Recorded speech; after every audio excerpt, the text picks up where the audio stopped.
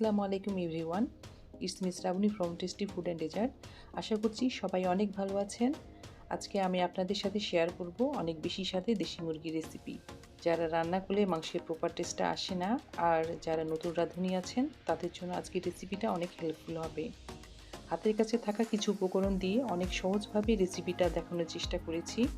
রেসিপিটা ভালো লাগলে অবশ্যই চ্যানেলটি সাবস্ক্রাইব করবেন আর লাইক দিয়ে পাশে থাকবেন। চলুন ভিউয়ার্স, আমরা রান্নার পুরো প্রসেসটা দেখে আসি।